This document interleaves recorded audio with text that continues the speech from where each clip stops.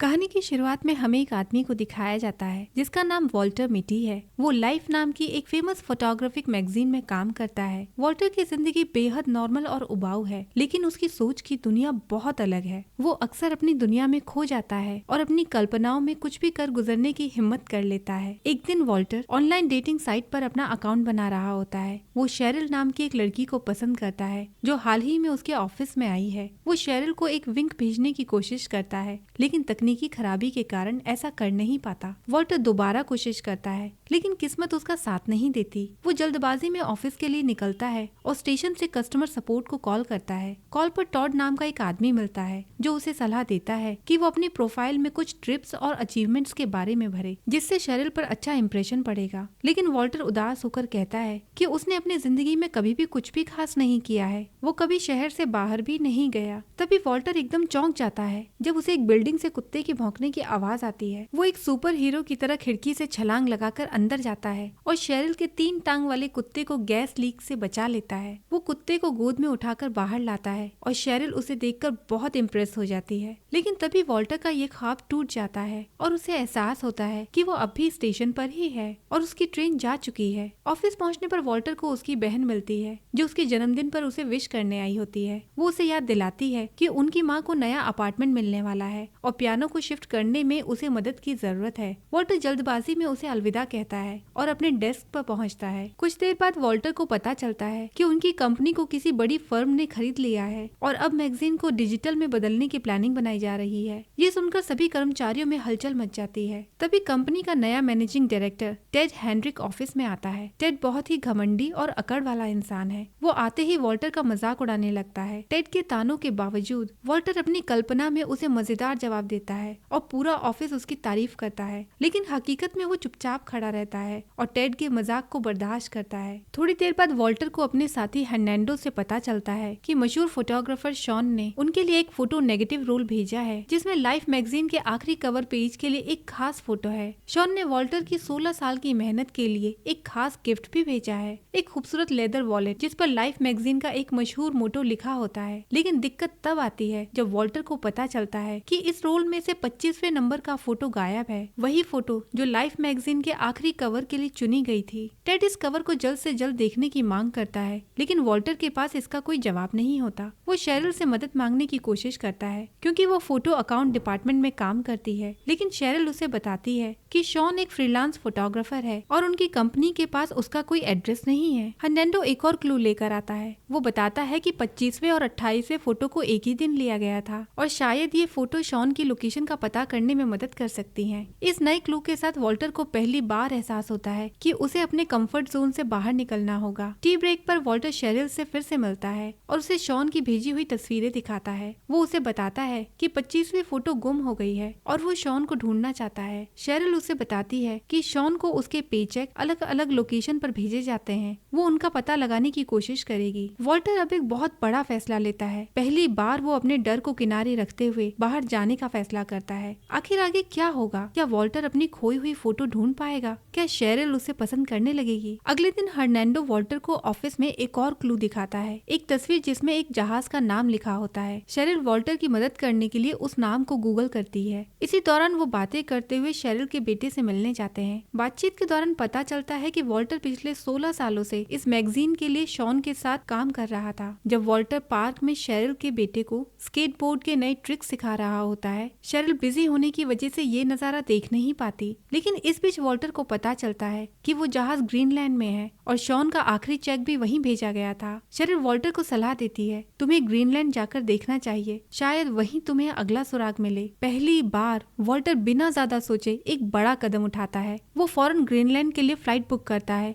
और अगले दिन वहां पहुंचता है। ग्रीनलैंड एक सुनसान और ठंडी जगह है जहां इक्का दुक्का लोग ही नजर आते हैं। वॉल्टर एक लोकल बार में पहुंचता है जहां उसे पता चलता है कि शॉन कुछ दिन पहले यहां आया था। वो बार के मालिक से पूछता है तो वो बताती है कि शॉन को हेलीकॉप्टर से एक जहाज तक छोड़ा गया था। तभी बार में एक शराबी पायलट वॉल्टर से उलझ जाता है। वॉल्टर उसे पहचान जाता है क्योंकि उसकी तस्वीरों में उसी का थंब था। दोनों की बातचीत से पता चलता है कि ये वही पायलट है जिसने शॉन को शिप तक पहुंचाया था, लेकिन पायलट इस वक्त पूरी तरह से नशे में धुत है। पायलट वॉल्टर को बताता है कि वो अभी उसी शिप पर रेडियो इक्विपमेंट पहुंचाने जा रहा है, पर बाहर मौसम बहुत खराब होता जा रहा है। उसका दिल बहुत घबरा रहा है। वॉल्टर के पास कोई और चारा नहीं होता, इसलिए वो हिम्मत जुटाकर उसके साथ हेलीकॉप्टर में बैठ जाता है। हेलीकॉप्टर जैसे ही उड़ान भरता है, वॉल्टर के चेहरे पर डर साफ नजर आता है। उड़ान के दौरान पायलट उसे बताता है कि उसे रेडियो इक्विपमेंट के साथ छोटी बोट में कूदना होगा और फिर वो खुद नाव तक पहुंचेगा। वॉल्टर घबराता है, लेकिन फिर अपनी कल्पना में खुद को एक हीरो की तरह सोचता है और कूदने के लिए तैयार हो जाता है। लेकिन वो पायलट की बात ठीक से सुन नहीं पाता। वो शिप पर कूदने की कोशिश करता है और गलती से समंदर में कूद जाता है। वो लहरों में फंस जाता है। तभी एक शार्क उसकी तरफ बढ़ने लगती है। वॉल्टर घबरा जाता है और किसी तरह खुद को बचाने की कोशिश करता है। आखिरकार वो जहाज तक पहुंचने में कामयाब हो जाता है, लेकिन उसकी सांसें थम सी जाती हैं। जहाज पर उसे पता चलता है कि शॉन अब आइसलैंड चला गया है। उसे इस सफर में एक और सुराग मिलता है, केक का एक टुकड़ा जो शॉन लाया था। वॉल्टर ध्यान देता है कि केक के पेपर पर शॉन की अगली फोटोग्राफी लोकेशन की जानकारी है और एक ज्वालामुखी का नाम लिखा है। क्रू का एक सदस्य उसे बताता है कि वो लोग जल्द ही आइसलैंड पहुंचने वाले हैं, जहां वो इस सुराग का पीछा कर सकता है। आइसलैंड पहुंचने के बाद वॉल्टर एक पुरानी साइकिल लेकर ज्वालामुखी की ओर बढ़ता है। रास्ते में वो गिर पड़ता है, लेकिन हार नहीं मानता और दौड़ता हुआ आगे बढ़ता है। उसे कुछ बच्चे मिलते हैं जिनसे वो अपनी बहन का खिलौना एक्सचेंज करके एक स्केटबोर्ड ले लेता है। स्केटबोर्ड पर सवार होकर वॉल्टर तेज हवा के बीच अपने सफर को रोमांचक अंदाज में जारी रखता है। जब वो ज्वालामुखी के करीब पहुंचता है तो अचानक इस इलाके में खतरे का सायरन बजने लगता है। एक आदमी उसे कार में बिठाकर सुरक्षित जगह पर ले जाने की कोशिश करता है, लेकिन तभी वॉल्टर देखता है कि शॉन एक छोटे प्लेन में ज्वालामुखी की तस्वीरें ले रहा है। लेकिन शॉन को पकड़ पाना आसान नहीं है। ज्वालामुखी से निकलते हुए धुएं और राख के बीच वॉल्टर महसूस करता है कि उसका सफर वाकई किसी फिल्म की कहानी जैसा हो गया है। आखिर आगे क्या होने वाला है? क्या वॉल्टर सच में शॉन तक पहुंच पाता है? वॉल्टर बार बार तस्वीरों को देखता है और सोचता है कि क्या शॉन को ढूंढना सही फैसला था। तभी हर्नैंडो का एक मैसेज आता है कि कंपनी में बहुत कुछ बदल रहा है और उसे जल्द ही वापस लौटना चाहिए। वॉल्टर को एहसास होता है कि उसके पास ज्यादा समय नहीं बचा है। अगले दिन वॉल्टर फिर से सुरागों को जोड़ने की कोशिश करता है। वो एक लोकल गाइड से पूछताछ करता है जो उसे बताता है कि शॉन कुछ दिन पहले स्नो लिपर्ड को देखने के लिए अफगानिस्तान जाने की बात कर रहा था। वॉल्टर फौरन फैसला करता है और जल्द ही अफगानिस्तान जाने के लिए रवाना हो जाता है। वहाँ पहुँचने के बाद वो लोकल गाइड्स की मदद से पहाड़ों के करीब पहुँचता है। सफर बहुत मुश्किल होता है। ऊंचाइयाँ, ठंड और खराब रास्तों के बावजूद वॉल्टर अपने इरादों पर डटा रहता है। वो गाइड्स को अपनी माँ के भेजे हुए केक देता है, जिसे खाकर वो लोग बहुत खुश होते हैं और वॉल्टर की मदद करने के लिए तैयार हो जाते हैं। पहाड़ों की चढ़ाई के दौरान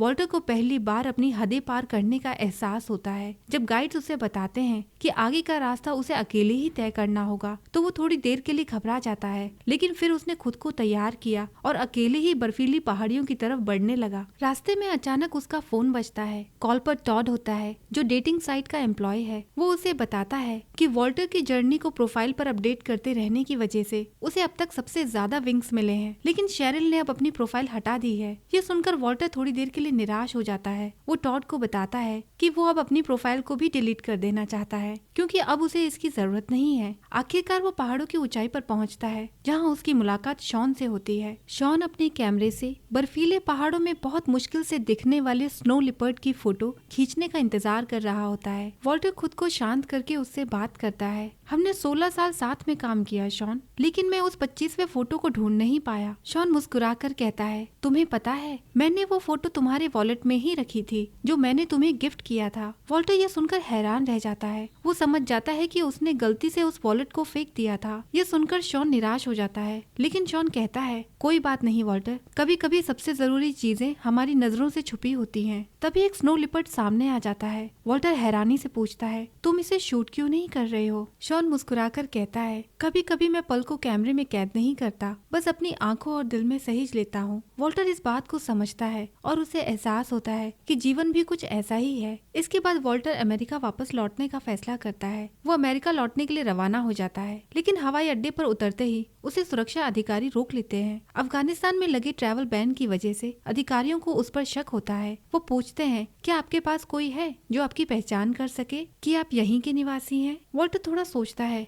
और फिर टॉड का नाम लेता है, जो डेटिंग साइट का एम्प्लॉय है। कुछ देर बाद टॉड एयरपोर्ट पर आता है और पहली बार वॉल्टर से आमने सामने मिलता है। वो वॉल्टर को देखकर मुस्कुराता है और कहता है, वाह, तुम मेरी सोच से ज्यादा एडवेंचरस निकले। तुम्हें देखकर तो ऐसा लगता है जैसे इंडियाना जोन्स खुद खड़े हों। घर लौटकर वॉल्टर अपनी माँ से मिलता है और अपने ट्रिप के बारे में सब कुछ बताता है। उसकी माँ मुस्कुराकर कहती है, मुझे वो वॉलेट मिल गया जो मैंने कचरे से उठाया था। ये सुनते ही वॉल्टर चौंक जाता है और जल्दी से वॉलेट को खोलकर देखता है। उसके अंदर वही फोटो होती है जिसे वो ढूंढ रहा था। वॉल्टर राहत की सांस लेता है और फौरन अपने ऑफिस की तरफ भागता है। वहाँ पहुंचकर वो टेड के पास जाता है और कहता है, ये रहा वो 25वें नंबर का फोटो जिसे शॉन ने लास्ट कवर के लिए भेजा था। टेड कहता है, इसमें ऐसा क्या खास है? वॉल्टर जवाब देता है, देख लो, तुम्हें खुद समझ आ जाएगा। वॉल्टर जाने से पहले कहता है, मुझे पता है कि तुम यहाँ अपना काम ही कर रहे हो, लेकिन तुम्हें घटिया बर्ताव करने की जरूरत नहीं है। इतना कहकर वॉल्टर ऑफिस से बाहर निकल जाता है। हर्नेंडो उसके पास आता है और पूछता है, तुमने फोटो देखा है क्या? वॉल्टर हंसते हुए कहता है, नहीं, क्योंकि मुझे पता है कि शॉन ने उसमें क्या कैद किया है। अगले दिन वॉल्टर फिर से ऑफिस जाता है। इस बार वो अपना फाइनल सेटलमेंट लेने के लिए आया है। वहाँ उसकी मुलाकात शेरिल से होती है। उसे भी कंपनी से निकाल दिया गया है। वॉल्टर उसे बताता है कि वो पूरी जर्नी के दौरान शेरिल के बारे में ही सोचता रहा और वही उसकी सबसे बड़ी प्रेरणा थी। शेरिल मुस्कुराकर कहती है, मुझे खुशी है कि तुमने अपने डर को हराया। वॉल्टर बताता है कि वो उस दिन उसके घर से इसलिए चला गया था क्योंकि वहाँ उसने उसके पति को देखा था। शेरिल हंसते हुए कहती है, वो मेरा पति नहीं था, बस फ्रिज ठीक करने आया था। दोनों साथ में टहलते हुए सड़क पर चलते हैं और अचानक वॉल्टर की नजर लाइफ मैगजीन के एक न्यूज स्टैंड पर जाती है। लाइफ मैगजीन के आखिरी कवर पर उसकी खुद की ही फोटो होती है। शॉन ने 25वें नंबर के फोटो में